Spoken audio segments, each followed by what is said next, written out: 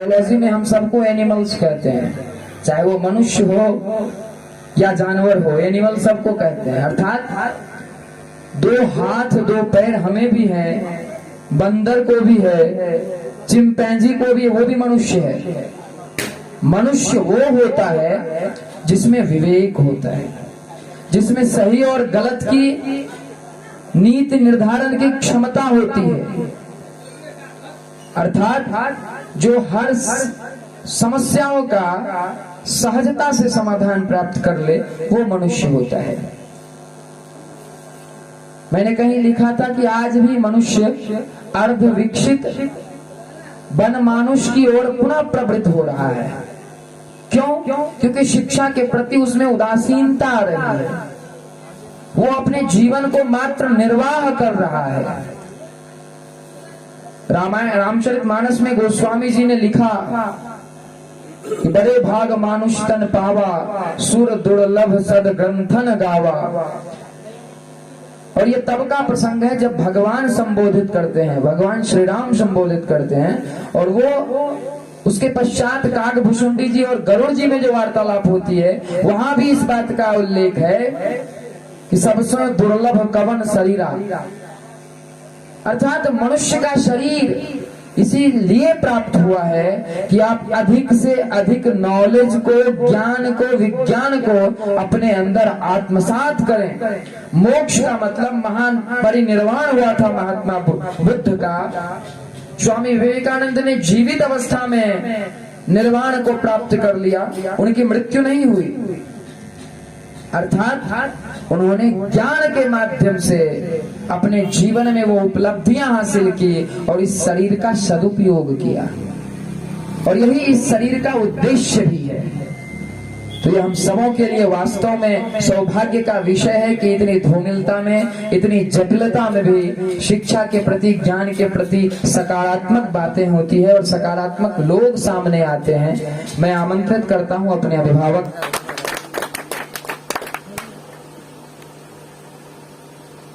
सभी अतिथिगण का मेरा नमन, मेरा प्रणाम। आज हम लोग जो नॉलेज पॉइंट की स्थापना में यहाँ पे हैं, मैं इसके बारे में थोड़ा सा बताता हूँ। पिछले लॉकडाउन में जब मैं गांव में आया था तो घर में बैठे मन नहीं लग रहा था, सोचे कुछ करते हैं। तो सोचा क्या किया जाए। तो मेरे पापा जी बोले, पापा को बोले कि हमको मन नहीं लग रहा है कुछ करने का, कुछ नहीं। बोले क्या करेगा? बोले कुछ नहीं तो कम से कम बच्चा को पढ़ा तो सकते ही नहीं। तो बोले तो फिर सोच क्या रहा है, जो करना है कर लो। और उस लॉकडाउन में लगभग 2 मंथ हम बैठे हुए थे और फिर पता नहीं था कोचिंग सब कब खुलेगी। तो रात में ये डिसाइड हुआ जो ठीक है, कब कितना तक पढ़ा लेगा? तो हम बोले 10th तक तो पढ़ा लेंगे। तो रात में ही डिसाइड हुआ और मॉर्निंग में हम, और आज अभय सर नहीं है, अभयकांत चौधरी और पप्पू चौधरी जो किड्स के संस्थापक हैं, उनके पास जाकर के उनको बोले, तो वो बोले ठीक है, अगर ऐसा करना है तो करिए, इसमें हम भी आपका साथ दे रहे हैं। तो हम और वो मिल करके सोचे नाम क्या रखे, तो सोचे नाम क्या रखना है, कुछ रख दीजिए। तो बोले तो कुछ क्या, जो कर रहे हैं वही कर दीजिए। तो निःशुल्क देना है तो फ्री क्लास कर दीजिए। तो उसी में हम लोग फ्री क्लास का स्थापना किए और उसी को 4 मंथ लगभग हम किए थे। तो 4 मंथ करने का रीजन क्या था, तो मैं IITI किया हुआ था और मेरा अपेंडिक्स में उसी बीच में मेरा नाम आ गया था अपेंडिक्सिटी के लिए। उस अपेंडिक्सिटी का जब लिस्ट आ गया तो चूंकि तब तक हम लोग फ्री क्लास स्टार्ट कर दिए थे, तो हम बच्चे को बोल दिए थे बाबू जब तक है तब तक पढ़ लो, उसमें कोई दिक्कत नहीं है। तो बच्चे को उसी क्रम में 3-4 मंथ तक हम लोग पढ़ाना शुरू किए और 4 मंथ लगभग हम पढ़ाए। उसके बाद अभय सर उस चैप्टर को हिंदी का एस्पेक्टिव खत्म किए। तो जब बच्चे को हम पढ़ा रहे थे उसी समय में हमको ये लग रहा था जो भाई क्वालिटी की थोड़ा सा जो है ना और फोकस किया जाना चाहिए। क्वालिटी कहीं ना कहीं हमको जिस हिसाब से हम सोच रहे थे उस हिसाब से नहीं दिख रहा। कुछ बच्चे अच्छे थे और कुछ बच्चे पे एक्स्ट्रा मेहनत करने का जरूरी था।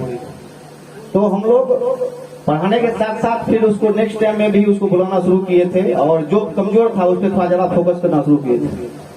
तो अभी मेरा अप्रेंटिसशिप का ट्रेनिंग खत्म हो गया है, तो हम आए, फिर आकर के हम सबसे पहले अनिल भुआ से बात किए, जो ऐसे ऐसे बात है हम सोच रहे हैं। बोले ये तो बहुत अच्छी बात है, क्योंकि तुम बीएड भी कर लिया है, सीटेट भी क्वालिफाई है और इधर भी काम कर लिया है, तो ऐसा करो, ठीक है, जो भी है अच्छा है, इसमें तुम्हारा जो सोच है उस हिसाब से बेहतर है। तो फिर सोचे फ्री में ही रखे कि क्या रखे, तो इस मर्द में फिर हम शत्रुघ्न सर के पास गए, उनसे भी बोले, तो सर का कहना था देखिए फ्री में अगर पढ़ाओगे तो फिर वही होगा, जो लगेगा क्या, जो घर का पटवा तीत बराबर ना कहते हैं, वही हाल हो जाएगा, कोई उसको वैल्यू नहीं करेगा। तो कुछ ऐसा करो, पैसा का कुछ नहीं है, बस क्वालिटी पे तुम फोकस करो, कर पाएगा। हम बोले प्रयास तो कर ही सकते हैं। तो पहले हम सोचे थे 10th का, उसके बाद फिर प्रमोद चा के पास गए, उनसे बात किए, तो बोले देखो 10th तक का थोड़ा बहुत है भी व्यवस्था, लेकिन 11-12 के लिए बहुत दिक्कत है। 11-12 के लिए अपना एरिया में कोई है ही नहीं उस व्यवस्था, तो इसके लिए भी कुछ सोचो। तो उसके लिए भी फिर हम व्यवस्था करना शुरू किए, संयोग से व्यवस्था हो गया। इसमें अब नॉलेज पॉइंट तो नाम पड़ गया, लेकिन व्यवस्था में जो है वह हम अपने आप में जितना मेरे पास संभव है, और जो बेसिक चीजें मैं वही को डाला हूँ, जैसे कि योग शिक्षक जो भी हमारे आसपास या भी सहरसा से भी प्रत्येक विषय के जो योग शिक्षक होंगे उनको हम लाने का प्रयास कर रहे हैं। उनसे बात हो गई है, कुछ सर आए भी थे, लेकिन चूंकि सब स्कूलों पढ़ा रहे हैं इसीलिए थोड़ा निकल गए हैं। और 11-12 के लिए स्पेशली सहरसा से ही हमको टीचर मंगाना पड़ा, क्योंकि यहाँ पर उस हिसाब से हम अपने आप को नहीं सेटिस्फाई कर पा रहे थे। तो सहरसा से मैथ साइंस के टीचर और इंग्लिश के लिए भी स्पेशली सहरसा से ही हम लोग व्यवस्था किए हैं। इस व्यवस्था का मतलब ये है जो क्वालिटी के साथ कोई कम्प्रोमाइज होगा ही नहीं, चाहे हमको जो भी करना पड़ेगा उसके लिए। जो बच्चे कमजोर रह जाएंगे उसके साप्ताहिक क्लास जो टेस्ट होगा उस हिसाब से फिर उसके लिए एक्स्ट्रा मेहनत करने का अगर जरूरी पड़ेगा तो वो भी हम लोग करने के लिए तैयार हैं। लेकिन एक ही उद्देश्य है, जो क्वालिटी को बढ़ाना है अपने क्षेत्र, क्वालिटी के साथ कोई कम्प्रोमाइज नहीं कर सकते हैं। और जो अनुभवी हैं, जैसे कि सर लोग हैं जहाँ जो हमारे अभी अतिथिगण हैं, इन लोग से भी संपर्क में है, और इन लोग का जो भी सुझाव होगा उसको हम सराखों पे लेके उनको हम पूर्ण रूप से पूरा करने का प्रयास करेंगे। मेरा विश्वास है यदि इस हिसाब जैसे हम लोग बोल रहे हैं, जिस तरह कर रहे हैं, उसको यदि हम लोग कर पाएंगे तो क्वालिटी में कोई दिक्कत नहीं होगी। बच्चे यदि आप यहाँ पे देते हैं तो संस्थापक और टीचर का ये रिस्पॉन्सिबिलिटी है, जिम्मेदारी है, आपका बच्चा अच्छा कैसे करेगा। इसीलिए हम चाहते हैं जो इस हिसाब से उसमें जो हम 2-3 चीज पॉइंट दिए थे, पहले उस पर बात कर लेते। पहले हम दिए थे एक लैब व्यवस्था, तो कुछ लोग को ये विश्वास ही नहीं हो रहा है कि ये लैब कैसे करवाएगा यहाँ पे। तो इसके लिए हम लोग जो है सोशल मीडिया का सहारा लेना शुरू कर दिए हैं। जो भी हम लोग करा रहे हैं या कराएंगे उसको सोशल मीडिया पर भी डाल रहे हैं, क्योंकि गार्जियन भी देखे कि बच्चा को अगर बोला गया है तो वो कर रहा है कि नहीं कर रहा है। और जो भी टीचर पढ़ाएंगे उनको हम लोग अभी अगर थोड़ा बहुत कहें, लेकिन आगे आकर के उसको फुल्ली हम लोग ऑनलाइन भी व्यवस्था करने के लिए जा रहे हैं। जो भी चीज होगा उसको हम लोग ऑनलाइन व्यवस्था कर देंगे, जो टीचर पढ़ाएंगे उनको ऑनलाइन भी डालेंगे। दूसरी बात लाइब्रेरी की, लाइब्रेरी हम लोग इसलिए दे रहे हैं क्योंकि एक माहौल थोड़ा सा क्रिएट होना चाहिए कि ऐसा जगह कोई हो जहाँ पे 5 बच्चा बैठ के पढ़ सके और पीसफुल जगह हो। उसके लिए जगह के साथ साथ हम लोग बुक भी मुहैया करा रहे हैं, जो व्यवस्थापक के थ्रू होगा। और जो कुछ ऐसा भी स्टूडेंट है जो बोले सर हम लोग चाहते हैं कुछ डोनेट करना, तो वो लोग भी दे रहे हैं। तो लाइब्रेरी में बुक भी होगा, बस आके आप लोग को पढ़ना है। वाईफाई भी लगवा दिए हैं, वाईफाई बस वही लड़का यूज करेगा जो सीनियर होगा, और क्या यूज करेगा उसके लिए जो है सारा रूल रेगुलेशन रहेगा, उसी हिसाब से यूज कर सकता है। ऐसा नहीं आएगा मूवी डाउनलोड कर ले, गाना डाउनलोड कर ले और चल जाए। आप लोग सीसीटीवी कैमरा की निगरानी में रहिएगा, क्या आप कर रहे हैं नहीं कर रहे हैं। यदि बिहेव आपका एक बार भी मिस हुआ तो आपको फिर लाइब्रेरी में एंट्री नहीं मिलेगी या फिर क्लास में एंट्री नहीं मिलेगी। कोई भी छात्र या छात्रा इस संस्था से बाहर जाते हैं तो सीधा वो घर जाइएगा, बीच में कहीं नहीं बैठ के किसी को बात करना है।